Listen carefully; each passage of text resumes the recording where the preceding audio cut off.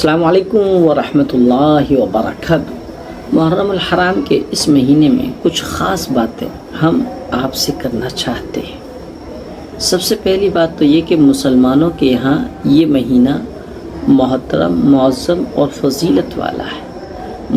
محرم کے معنی ہیں محترم، معظم اور مقدس کے۔ عام طور پر یہ خیال کیا جاتا ہے کہ اس مہینے کو اس لیے فضیلت ملی کہ حضرت حسین رضی اللہ تعالیٰ عنہ کی شہادت اس میں ہوئی۔ یہ غلط ہے۔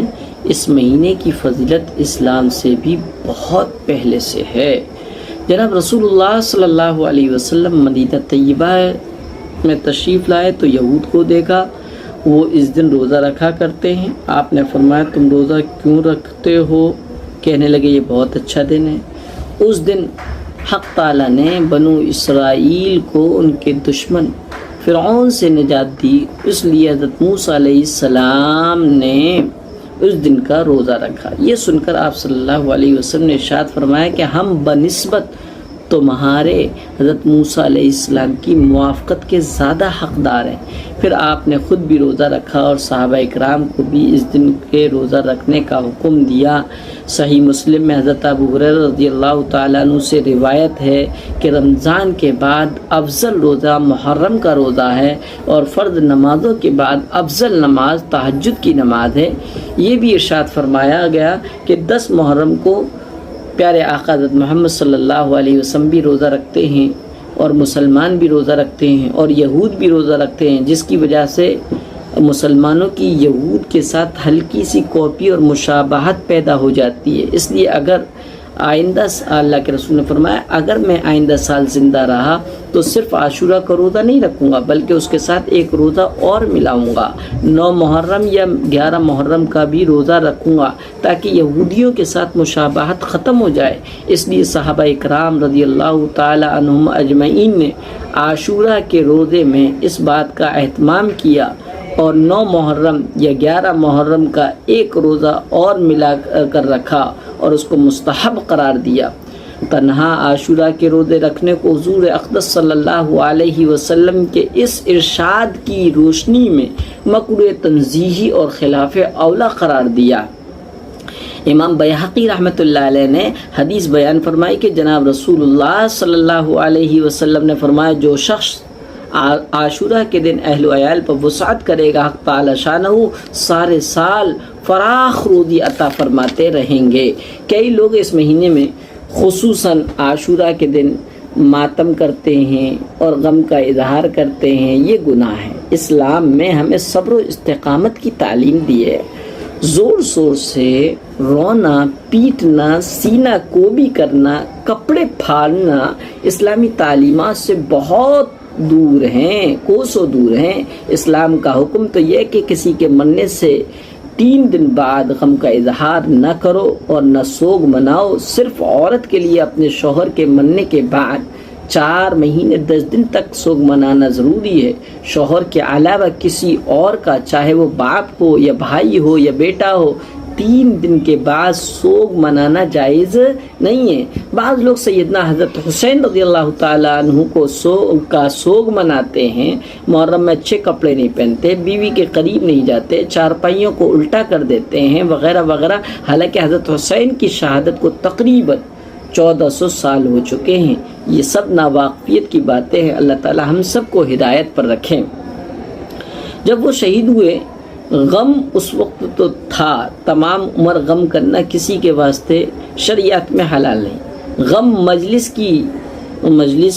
کی ہو، چاہے حضرت حسین کی ہو یا کسی اور کی ہو، جائز۔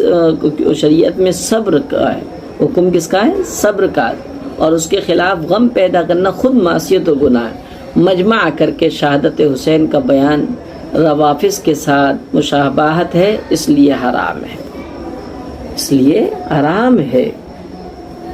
اور اس سلسلے میں یہ کہا گیا کہ ہمارا تو سلسلہ باکابرین کا سلسلہ، چاہے وہ بزرگان دین ہوں، اولیاء اکرام ہوں، تابعین ہوں، تبع تابعین ہوں یا صحابہ اکرام ہوں، سارا ہمارا جو سارا سلسلہ ہے، خاندان ہے، وہ شہیدوں کا ہے۔ ایک حضرت ابو بکر صدیق رضی اللہ تعالیٰ عنہ کو چھوڑ کر سارے ہمارے بڑے شہید ہی ہیں۔ اب اگر اس وقت سے لے کر آج تک کے ہمارے سارے بزرگوں کو جو صرف شہید ہوئے ان صرف شہیدوں ہی کا ذکر کریں تو سال کے 365 دن بھی کم پڑ جائیں گے اور شہیدوں کی تعداد اس سے کہیں زیادہ نظر آئے گی۔ 70 تو شہید جو ہیں غزوہ احد میں ہوئے، 12 کے قریب غزوہ بدر میں ہوئے، پھر حضور صلی اللہ علیہ وسلم کی حیات مبارکہ میں اور آپ کی موجودگی میں، اور اس کے بعد حضور صلی اللہ علیہ وسلم کے دنیا سے تشریف لے جانے کے بعد کتنی جنگیں ہوئیں اور کتنے صحابہ شہید ہوئے۔ حضرت عثمان غنی، حضرت مولا علی، حضرت حسن رضی اللہ تعالی عنہم، کس کا ماتم ہم کریں گے؟ حقیقت تو یہ ہے کہ ہر گھنٹے میں ایک شہید کا بھی پورے سال میں ایک دفعہ ذکر کرو تو بھی شہیدوں کے نام پورے نہیں ہوں گے۔ اسلام کے لیے جن شہیدوں نے حضور صلی اللہ علیہ وسلم پر جانیں دیں، کیا ان کا ماتم کرنا باعث گناہ ہوگا؟ یہ تو حضور صلی اللہ علیہ وسلم کی امت کو یہ فخر عطا ہوا ہے کہ جو شہید ہوا ہے اس نے درجات حاصل کیے، کامیابی ملی، خوش ہونے کی چیز ہے۔ جان اندھی اللہ کی راہ میں اور حیات جادوانی پائی، یہ بہادروں کا شیوا ہے۔ انہوں نے زندگی کا حق ادا کیا۔ پھر کیسے کیسے قراء، حفاظ، علماء، خلفاء، ہر درجے کے لوگوں کو جام شہادت نصیب ہوا۔ رسول پاک صلی اللہ علیہ وسلم نے کیا کیا کیا، صحابہ اکرام نے کیا کیا، بس یہ دیکھ لو، یہی دین ہے۔ اور کچھ سمجھنے کی ضرورت نہیں، دلیلوں کی ضرورت نہیں، کتابوں کے پڑھنے کی ضرورت نہیں، بس یہ دیکھ لو صحابہ نے محرم میں کیا کیا۔ واقع کربلا کا سانح پیش آ جانے کے بعد صحابہ اکرام مدینے میں بھی موجود تھے، صحابہ اکرام مکہ میں بھی موجود تھے، ان تک بھی کربلا کے سانح ہیں اور واقعے کی اطلاع پہنچ چکی تھی، اور اس کے بعد بھی محرم آئے۔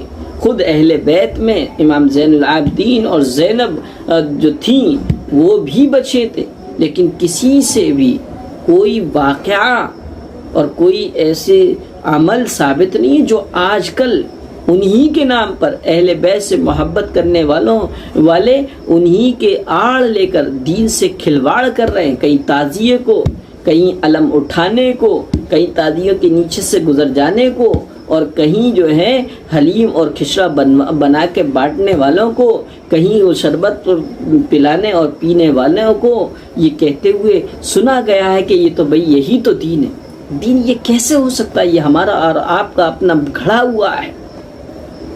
وہ جو میراث صحابہ سے ملی ہے وہ نہیں ہے۔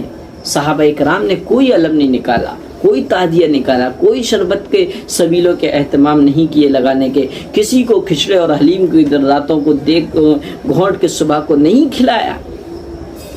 بس اگر ہمیں یہ دیکھنا ہے کہ کیا دین ہے کیا دین نہیں ہے، صحابہ اکرام کی زندگی کو اٹھا کر دیکھ لیا جائے۔ بعض لوگ محرم کے مہینہ میں قبروں کی لیپا پوتی کرتے ہیں، قبروں کو صحیح کرنا، ان کو درست کرنا، اس کے پٹرے اگر دھس گئے تو اس کو صحیح کیا جا سکتا ہے، لیکن صرف اس کام کے لیے محرم کے مہینے کو مقرر کر لینا یہ درست نہیں ہے۔ جب بھی موقع ہو قبر کو صحیح کیا جا سکتا ہے، اس میں مٹی ڈالی جا سکتی ہے، اس پر پانی ڈالا جا سکتا ہے، قبروں کی زیارت کی جا سکتی ہے، قبرستان میں جایا جا سکتا ہے۔ قبروں کی زیارت کرنے پر ثواب ہے، کیونکہ اس کے دیکھنے سے دنیا لعین کی محبت نکلتی ہے، آخرت کی فکر آتی ہے، موت یاد آتی ہے۔ مگر اس کام کے لیے بھی 10 محرم کو مقرر کرتے ہیں، سال میں صرف اسی دن قبرستان جاتے ہیں، آگے پیچھے کبھی بھی بھول کر نہیں جاتے، یہ عمل صحیح نہیں ہے۔ کچھ لوگ عاشورہ 10ویں محرم کے روز قبروں پر جھنڈیاں لگاتے ہیں، سبز پتیاں ڈالتے ہیں، پھول ڈالتے ہیں، اور یہ سمجھتے ہیں کہ اس سے مردے کا عذاب ٹل جاتا ہے۔ اس عمل کے لازمی سمجھنے میں بہت ساری خرابیاں ہیں۔ مثلا شریعت میں جو چیز لازم نہیں ہے اس کو لازم اور ضروری سمجھ لیا جاتا ہے، یہ تو سب سے بڑا گناہ ہے۔ بعض لوگ عذاب ٹل جانے کو لازمی خیال کرتے ہیں، یہ بھی صحیح نہیں ہے۔ بہرحال اللہ تعالی ہم سب کو محرم میں وہ کام کرائے جو صحابہ نے کیا، ہر اس کام سے بچا لے جو لوگ دین سمجھ کر کر رہے ہیں، کرتے چلے آ رہے ہیں، لیکن صحابہ نے نہ اس کو بے عادتاً کیا، نہ دین سمجھتے ہوئے کیا۔ اس لیے اپنے آپ کو ان کاموں سے بچائیں اور خالص اپنی زندگی کو سنت کے مطابق گزاریں۔